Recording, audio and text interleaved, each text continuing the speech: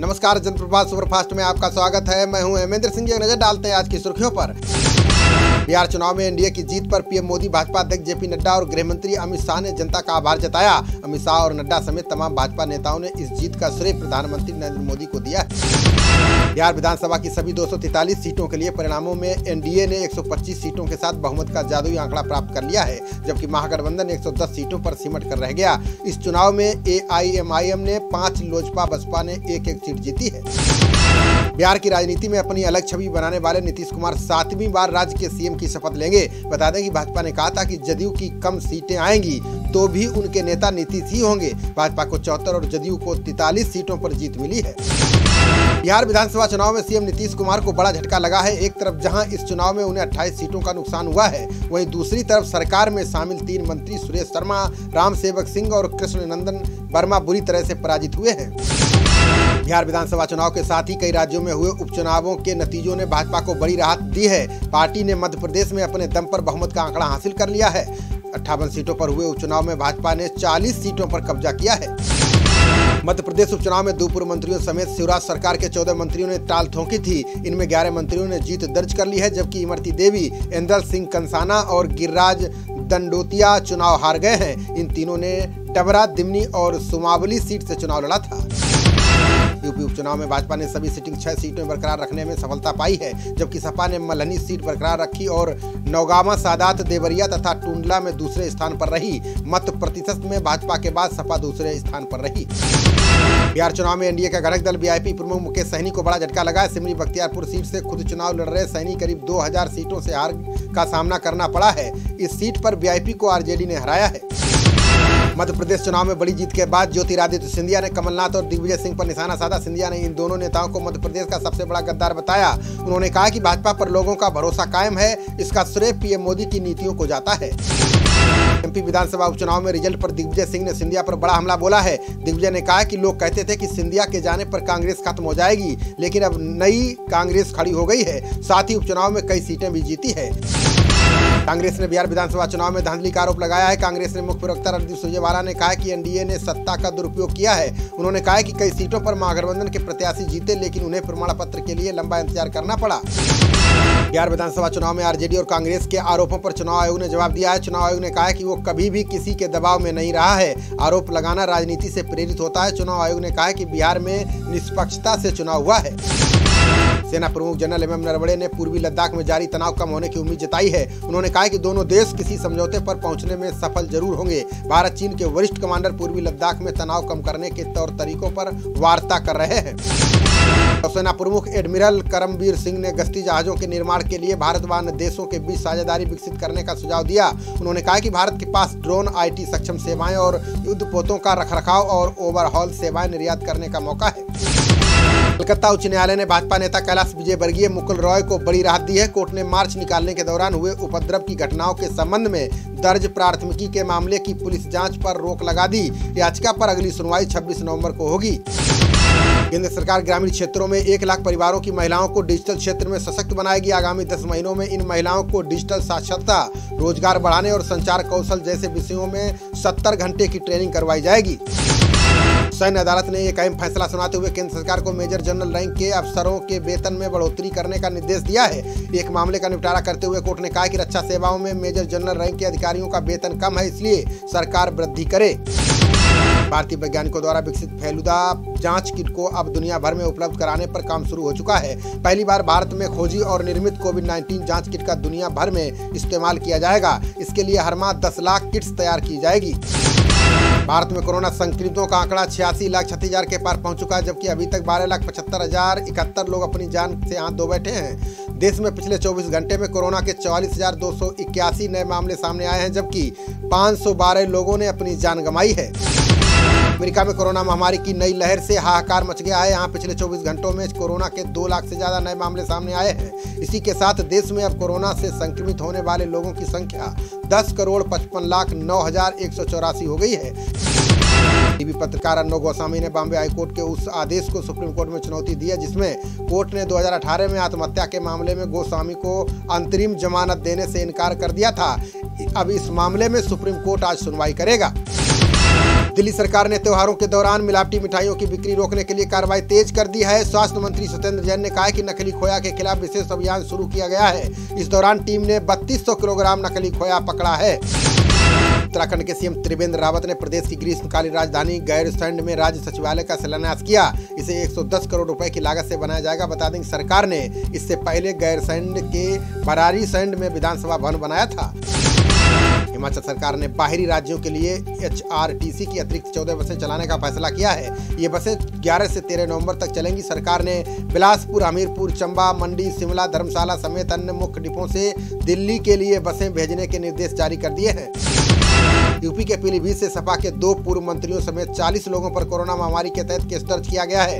इनमें मंत्री हाजी रियाज अहमद और हेमराज वर्मा सहित अन्य पर बिना अनुमति धरना प्रदर्शन करने का आरोप लगा है। बता दें कि सपा नेताओं ने 6 वर्षीय मासूम कांड के विरोध में धरना दिया था।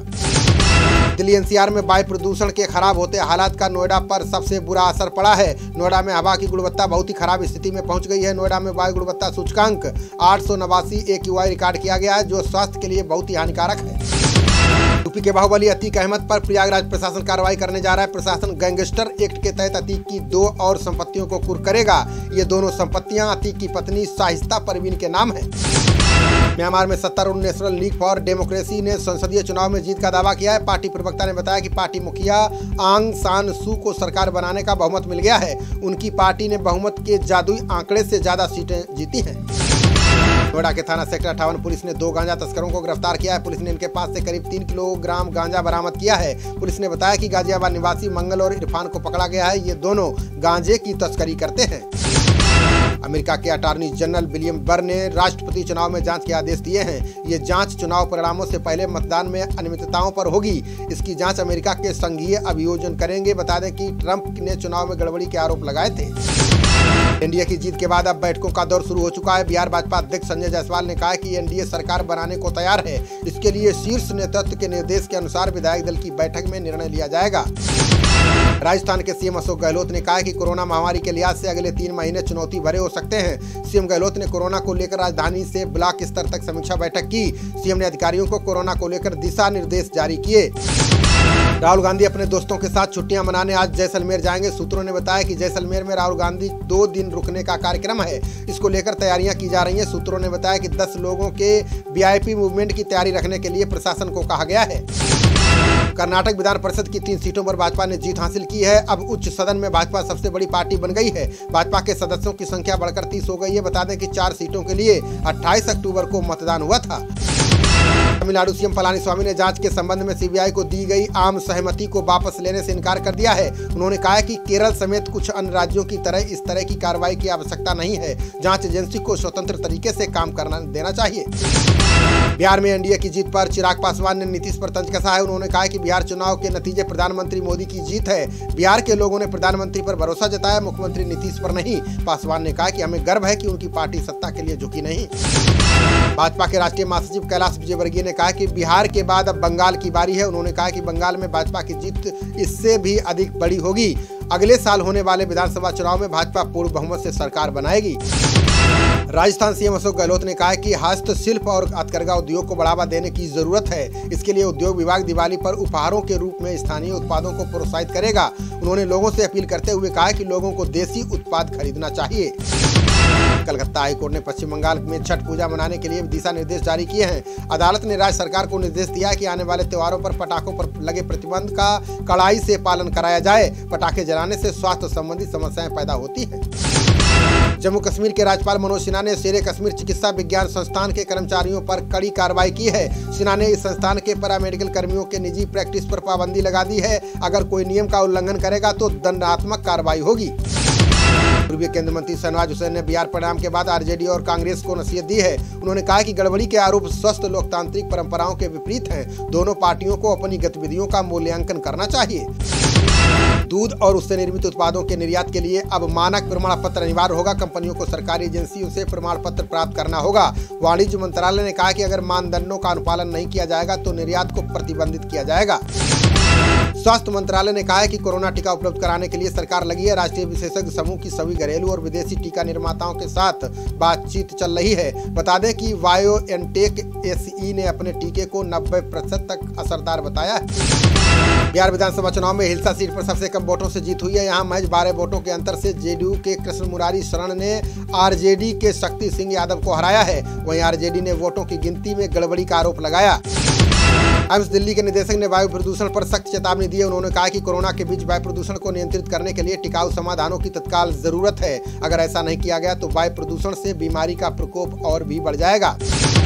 ब्रिटेन ने भारत को बड़ा सहयोगी बताया है। भारत ने ब्रिटेन की कार्यवाहक उच्चायुक्त जेन थॉमसन ने कहा है कि हिंद प्रशांत क्षेत्र में भारत के साथ सहयोग की असीम संभावनाएं हैं। इस क्षेत्र को लेकर दोनों देशों का दृष्टिकोण काफी हद तक समान है।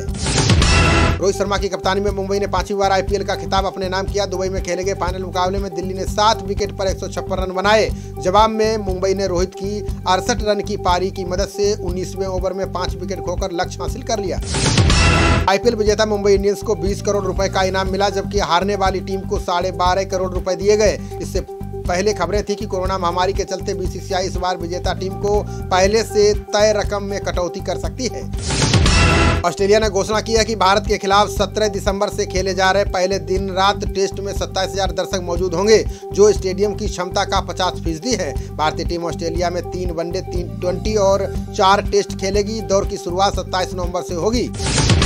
पाकिस्तान ने तीसरे और अंतिम टी20 में जिम्बाब्वे को 8 विकेट से हराकर सीरीज में 3-0 से कब्जा कर लिया है। जिम्बाब्वे ने पहले बल्लेबाजी करते हुए 9 विकेट पर 129 रन बनाए। जवाब में पाकिस्तान ने 16वें ओवर में 2 विकेट खोकर लक्ष्य हासिल कर लिया।